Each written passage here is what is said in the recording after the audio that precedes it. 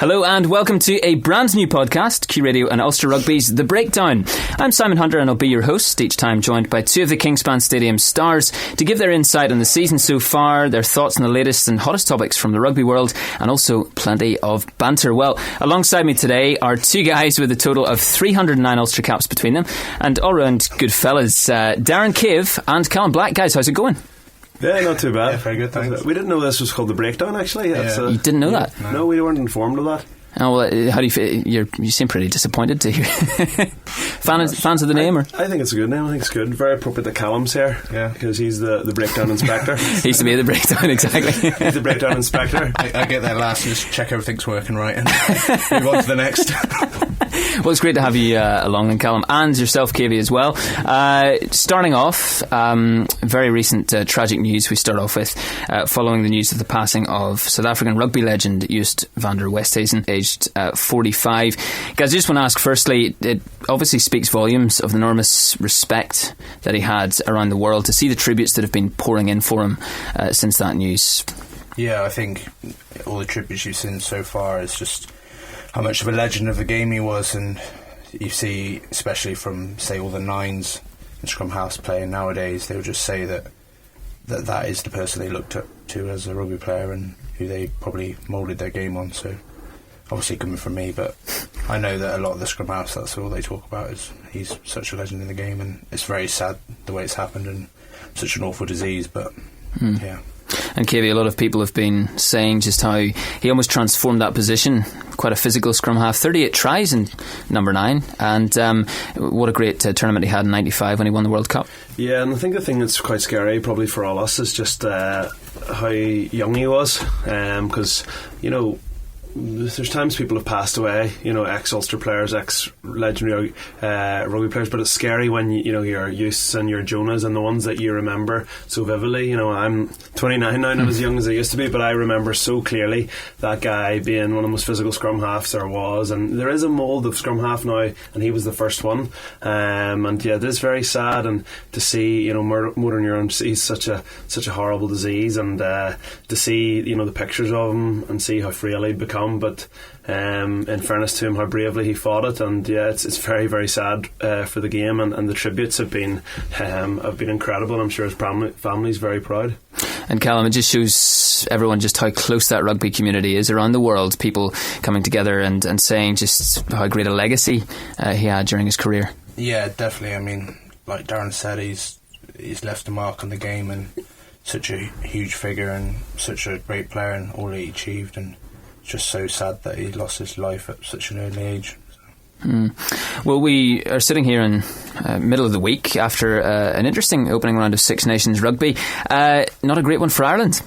No, it was always going to be a tough game, and Six Nations has to be one of the most momentum sort of based tournaments in the world. There Ireland, where there was chat of a Grand Slam decider against England on Paddy's weekend about 5 days ago, and now you're looking at Ireland going, flip, this is going to be tight. Italy this weekend, but they've still to go to Cardiff, and then the French and the English, good sides capable of winning. So Ireland have gone from a possible Grand Slam year to what could be a very, very, very, very tough sort of 6 weeks or a couple of months for them. Yeah, well, I'm sure St Paddy's will still be pretty lively down in Dublin, would it? I'd say, well, Callum will probably be down, and he'll probably have. We should get him on the podcast the week after. The morning after, perhaps. Yeah, morning after. Well, no comment. No, playing it safe. You see, the breakdown inspector. That's my nickname now. It's just going to stick from now on, isn't it? Obviously, you guys play week in, week out with the bonus points system in some of the tournaments. Obviously, namely the Pro 12 and so on. Do you think it's a good thing for the internationals and the Six Nations, bonus points? Yeah, I mean, obviously it'll make things a bit more livelier. Obviously people pushing for that extra points and make the game a bit more open. People probably playing not as safe as they used to, and make for a more exciting game. I'm sure some of the coaches might not agree with it. Well, it was interesting just to see how it was going to be in the first weekend, and the only game I watched in good sort of depth was Ireland, and I actually was interested to see that Scotland at the end, they got a penalty with sort of 90 seconds left, and I thought they might or about 60 seconds left, sorry, and they took the 3 points, and I wondered would they book that in the corner and then had a rattle. Just getting that maul try, it wasn't a high risk play. I understand why they went for goal, but it just shows you that the teams are thinking win, and they're not. I think in a Pro 12 game, if that was Ulster, I would be surprised if Ulster hadn't said let's just nudge a 5 metre line out and try and maul them over. So I think it's still sort of going to take time to adapt. Yeah. Well, turning to domestic and provincial rugby now, has it been a good couple of weeks? A bit of a break, obviously, since the last game, Bordeaux, back in January. Have you been up to much, you guys? Is that a leading question, perhaps? Callum's got a story about his new coat he's just about to tell you. Oh, brilliant. Well, I saw you walking in with it and I thought it was amazing, so you will have to. Yeah, it does look well, yeah. Well, we all got a week off to recharge the batteries and get a bit of alone time and a few trips away with the family. But then, we actually had Darren's stag do at the end of the week in Budapest, where turned up and didn't realise it was going to be -10. It was more of a shopping trip, really. It was more like, Callum came home, some good memories, and a new coat, which was delightful. And it cost me £15, so I was pretty happy. So you know where to do your shopping. Go hungry. Yeah. Shopping. Add in the flights there and get out and get a good coat, I think is the message. That was my main reason for visiting. So. Yeah, great shopping trip it was. It's quite refreshing then in the last couple of weeks. How's training been this week, looking ahead to Edinburgh on Friday night? It's the timing of the break was funny, because half of you thought after a couple of disappointing results it was so good just to get away from it. We're probably now at the stage now where that Bordeaux game was, nearly 3 weeks ago, and we're just itching to get out there. So we had as Callum said, we had a shopping trip to Hungary, which was great, and we're back in training all last week. And obviously you're missing your national players, but it's a good opportunity for some of the coaches to get their hands on a few of the squad players and get some work put down. And I think for us it is just about getting back to basics, and I think you'll see that this week, and hopefully you'll see some better rugby as well. And interestingly, on Friday night will be the first game for a guy who I was surprised not to see in the Super Bowl at the weekend, Marcel Coetzee, of all people. He's the Man Mountain, isn't he? Yeah, he's not.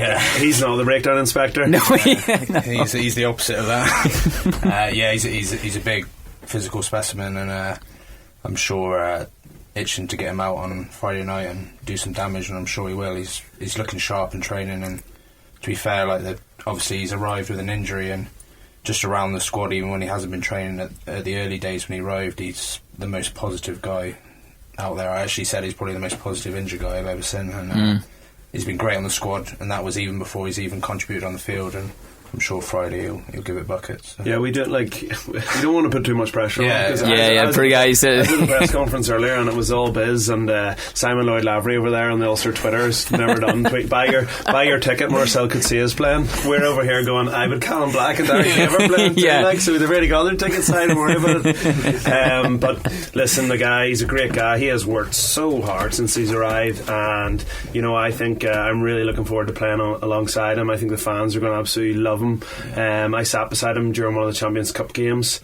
and he couldn't believe the atmosphere at the stadium, and I know he is absolutely buzzing about playing, and if nothing else I know he's gonna get his sleeves rolled up on Friday, and I think the fans are going to love him. I think it's just great. Yeah. Well, did you watch the Super Bowl, you two? I didn't. I'm tucked up in bed by that time. He's still got the coat on in bed. I sleep in my coat now. Callum's got two young ones, so the only chance he could have getting a look at it would have been to get up during the midnight feed, but he normally makes the wife do that. So no, I stayed up to half time and went to bed because the Falcons had it in the bag, and obviously when I woke up at 7:15, whatever it was on Monday morning, I saw the score and I was like, what? Yeah. But I was happy enough. Like, my fiance loves Giselle, is that what she's called? Tom Brady's wife, and Tom Brady's pretty cool guy, and fair play to him. There's nothing like watching sort of people greatest of all time do their thing. So absolutely. Did you see? There was an article recently I read about his diet. Have you seen this? No? Whole grains and vegetables, and there are even certain fruits he avoids because of. I'm just like similar to mine then. Kavey's holding up a cup of coffee here that Callum brought in. Is there something special in this cup? Is there? Well, that's another topic. Flat white. Maybe we'll keep that out of it. It's called flat white. Yeah, I did read that. Yeah. Well, he's 39 and he's producing that, so it must be doing something for him. It was very bizarre though. When you see something like that, and you see people who are like the greatest ever and fantastic athletes and people you respect massively, and you look up to massively, you always look at these stats and think, could I be doing more? And then you read it and you're like, nah. I could be eating more, probably, but only just. I don't think Callum could be. Oh dear. Yeah, well, it's kind of right hard time. They say he wouldn't blow away in a light breeze. That's why he has a coat on. Good to get back to a home crowd Friday night. Exciting for getting back into things. Yeah, definitely. I mean, obviously, like we said before, we haven't had a game for a while, and last week we had a pretty hard week training, double days rugby, so we put a lot of work on the field, and boys are just obviously itching to get out and put it into practice. So. Darren, do you think it makes it slightly, not easier, but slightly more straightforward in terms of the focus that you guys will have, given the exit from Europe, obviously the disappointment of several weeks ago against Bordeaux and before that as well? Yeah, from my experience being at Ulster a while is, I think the year we got to the Heineken Cup final, we actually finished 5th in the league. The one thing about our league is that it is really, really tough to compete on both fronts. Now, I'd love to be sitting looking at thinking about our home quarter final in April, but we're not. Yeah. So for us, it's good that there's Pro 12 teams in there. We've just got to say fair play to them for getting there. They deserve to be in there. But is that going to take 1% of their focus off the Pro 12? Hopefully, and then we can take advantage of it.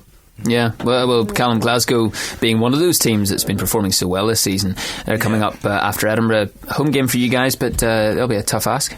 Yeah, definitely. I mean, you see over the years how much Glasgow have come on, and obviously during this period they have got a huge contingent in the Scottish setup. So I think obviously if we start in this week against Edinburgh, we get a good start to this block of games, and then hopefully lead into that Glasgow week, and we can really just start on a run of games where we know the situation we're in. We need to start performing and picking up points and get ourselves up that leaderboard. So.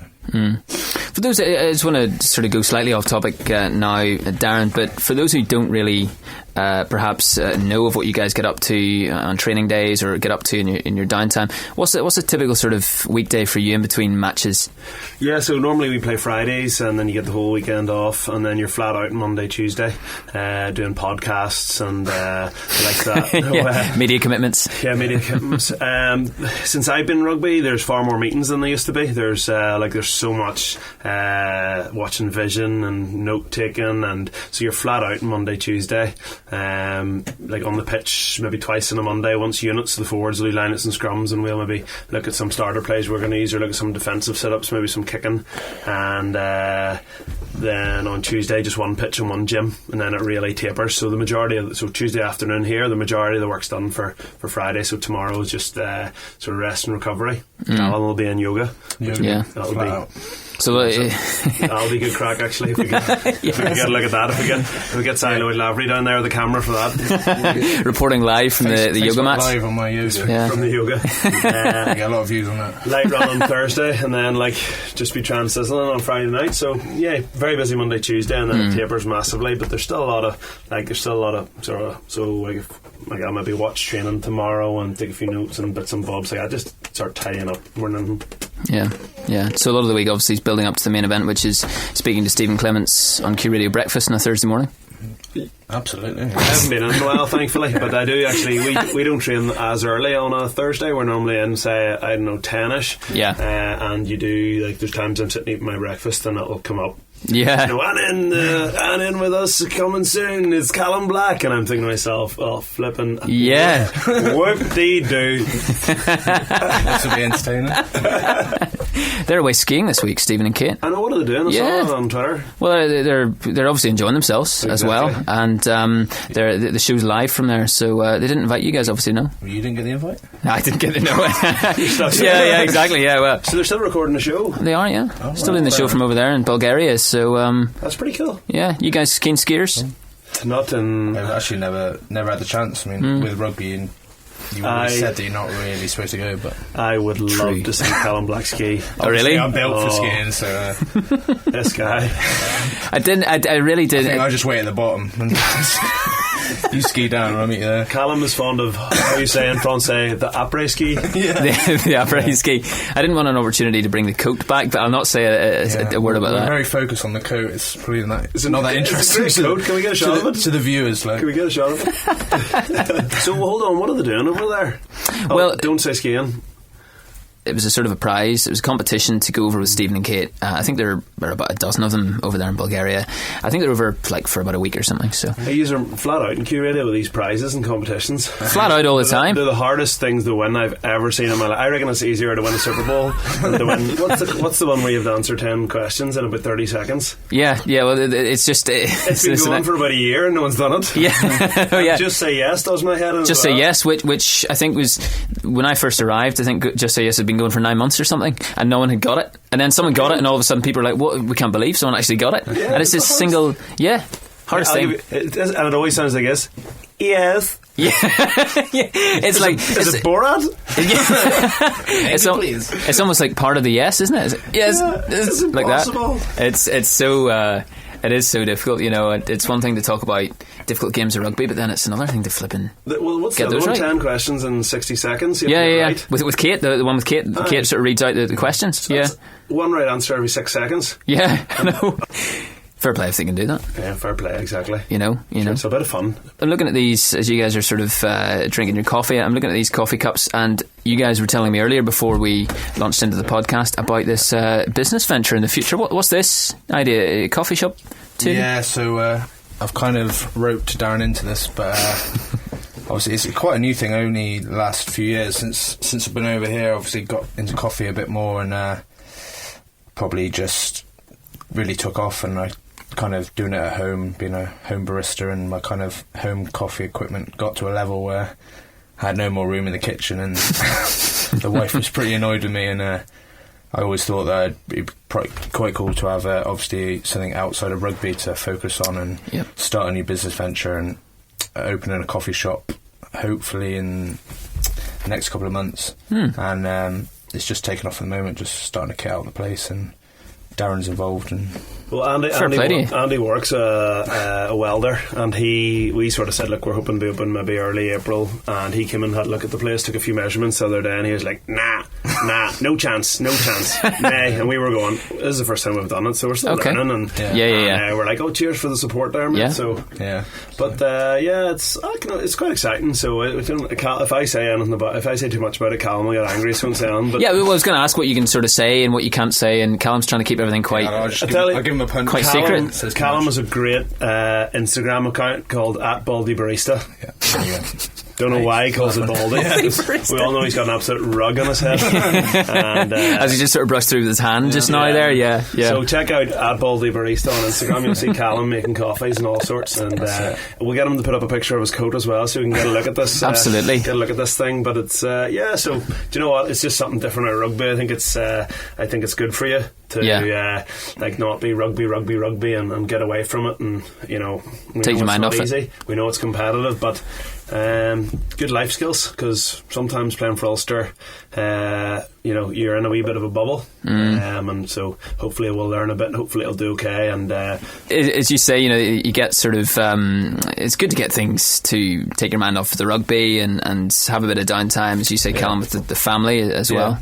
Definitely. I mean, obviously I've got my family to look after, and obviously we know, like Darren said, being in that bubble, and we know rugby's not going to last forever, and it's good to have another focus to take you away from the rugby at times. And I just think that I'm very passionate about my coffee, and I think a lot of people can see that the coffee scene in Belfast is on the up with all the specialty coffee shops. It's not all chains, and I think the way we're looking at it is I want to bring something a bit different to Belfast and try and catch on to the whole coffee wave, and I think it'll be exciting, and I hope people enjoy what we're going to reveal soon. Guys, thanks very much for chatting. It's been great. Thanks for having us. It's been nearly half an hour of banter and chat. Can you believe it? On the breakdown. The breakdown. Is that going to stick, do you think? That's the sort of name you think? What do you think? I'm not sure. Baldy Barista? I think you need to work on that. @Baldy Barista. @Baldy Barista. The breakdown brought to you Baldy Chat. Baldy Chat. The breakdown brought to you by Baldy Barista Instagram. No, Yes. Coffee shop no coming spot- soon. Coffee shop. Is that too long? Look us up. Cut that. No Don't cut it. advertising. just yeah, of course. I don't know. I reckon Baldy something, and then make Callum sort of every week. Yeah. Even Special guest for me every week. the Balded Pod. I don't know if I commit to this every week. I'm trying to open a coffee shop. Trying to run a coffee shop. Don't know if you. I don't know if I've mentioned that. You got to get better at self-promoting, I think. Yeah. Flat out, lad. But no, thanks, boys. Cheers. Thanks Okay, very much. thank you. Been Cheers, brilliant. thanks.